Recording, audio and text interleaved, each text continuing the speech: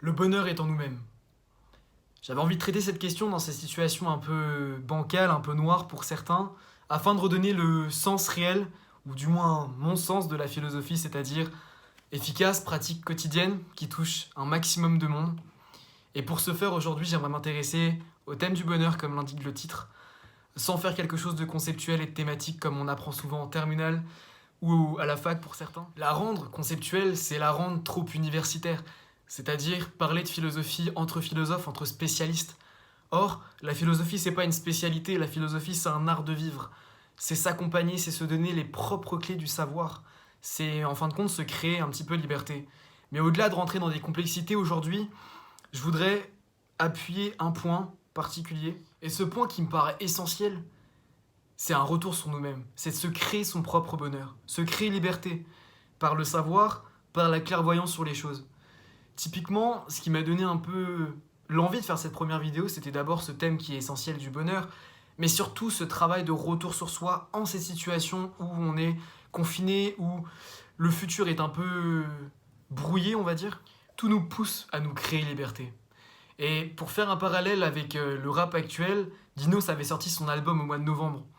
Et je me souviens d'une phrase qui m'avait beaucoup marqué justement en réécoutant 93 mesures, son dernier morceau de son album. Il dit le bonheur ne vient pas à toi, le bonheur vient de toi.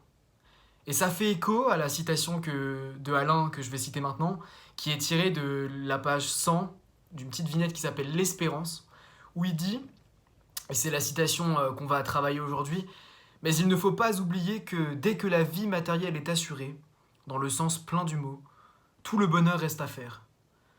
Qui n'a point de ressources en lui-même, l'ennui le guette et bientôt le tient. Afin de travailler, afin de philosopher sur cette citation et sur un retour sur soi pour se créer bonheur, on va procéder en deux étapes. La première étape, c'est le but de la vie matérielle et le fait qu'Alain ne donne pas de leçon de morale dans cette citation. Le deuxième point, ce sera l'ennui et la compréhension de soi. Ce que j'adore dans cette citation, c'est que pour répondre justement au premier point sur la réussite par la vie matérielle, il n'émet aucune leçon de morale sur ça. C'est-à-dire que peu importe si tu veux être riche, peu importe si tu es pauvre, peu importe ta situation actuelle et peu importe ce que tu veux dans le futur, c'est pas ça en fait qu'il est en train de travailler. Parce que entre nous, on est d'accord pour dire que de toute manière, qu'on critique ou pas les richesses, on doit se nourrir. Et c'est exactement ce qu'il dit dans sa citation. Une fois que tout est assuré, une fois qu'on a un toit, une maison, qu'on part en vacances. C'est ici le problème de cette citation. Et Alain, il soulève ce problème. C'est pour ça que dans notre modernité, on a aussi beaucoup de gens qui sont malheureux avec de l'argent. Et ça marche pour bon nombre de sujets comme le couple, comme les amitiés, comme la famille, comme plein de choses. Les gens ne savent plus rester avec eux-mêmes parce qu'ils ne se comprennent pas et ne se connaissent plus et pas du tout eux-mêmes en fin de compte. Et j'ai envie de dire, de là découle aussi nécessairement le deuxième point du coup sur lequel je voudrais travailler, c'est-à-dire la deuxième partie de la phrase qui était « Qui n'a point de ressources en lui-même, l'ennui le guette et bientôt le tient ». Même si, au fond, je pense que l'ennui n'est pas réellement un problème dans tout ça, parce que c'est dans l'ennui aussi qu'on peut se comprendre soi-même et qu'on se crée aussi sa propre connaissance de soi. Donc même si l'ennui n'est pas un problème, pour moi, dans cette citation, et pour se créer bonheur, parce que je pense que il y a aussi une part de bonheur dans l'ennui, dans le fait de se mettre en action vers cette recherche. L'ennui faisant partie intégrante, en fin de compte, de la vie. Sans ennui, il n'y a pas de part de créativité, il n'y a pas de retour sur soi. Si on est toujours dans le dynamisme et dans l'euphorisme, dans l'effervescence de la modernité qui nous pousse à sortir, à ne pas rester chez soi, à ne pas se comprendre nous-mêmes, on n'avance pas et on ne se comprend pas nous-mêmes. Donc l'ennui est assez essentiel. Mais au-delà de ça, Alain parle de ressources en nous-mêmes. Et qu'est-ce que justement sont ces ressources actuellement ? Je pense que c'est typiquement une réelle compréhension de nous, en passant par un contrôle des émotions, en passant par savoir, par comprendre qui on est et où on veut aller. Dans les prochaines vidéos, justement, on s'intéressera à la mise en pratique de cette sagesse de vie, de cette réelle compréhension de soi et qui passe par un contrôle de soi, qui passe par une compréhension, une clairvoyance vis-à-vis du monde, mais d'abord vis-à-vis de nous-mêmes. Avant de comprendre le monde, il faut d'abord se comprendre nous-mêmes. Et je pense que ça, au-delà d'un aspect subjectif humain, ça fera aussi des citoyens nouveaux et non pas justement le fruit d'une ignorance éducative, culturelle, d'une ignorance d'État. d'une inhérence sociale.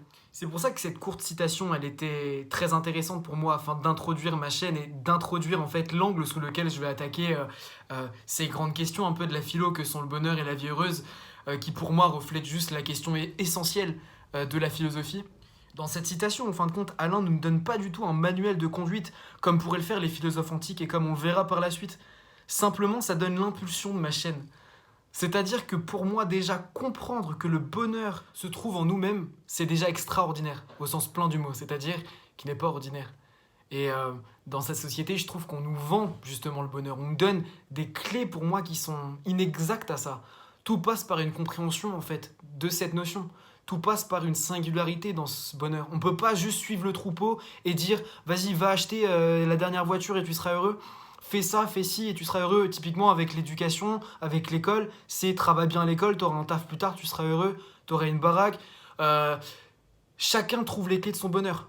Encore faut-il déjà trouver cette impulsion. Et c'est pour ça que cette citation, elle résonne comme une sorte d'impulsion. L'impulsion pour nous-mêmes, une étincelle qui fera que on pourra justement, en ayant pris conscience que le bonheur se trouve en nous-mêmes, le mettre en pratique. Grâce à ça, on étudiera justement dans les prochaines vidéos quelques philosophes anciens, dont Sénèque, dont Marc Aurèle, Cicéron, même encore quelques propos sur le bonheur d'Alain qui nous parlent d'une réelle mise en pratique de tous les jours. Mais déjà, comprendre que le bonheur passe par une compréhension intérieure, c'est déjà énorme. J'espère que la simplicité de cette première vidéo vous aura plu. Et je vous rappelle simplement que le but, c'est vraiment de toucher un maximum de monde. Donc de ne pas faire un truc conceptuel. Voilà, la suite des vidéos de mise en pratique de ce bonheur qui passe par nous-mêmes arrivera très prochainement. Salut!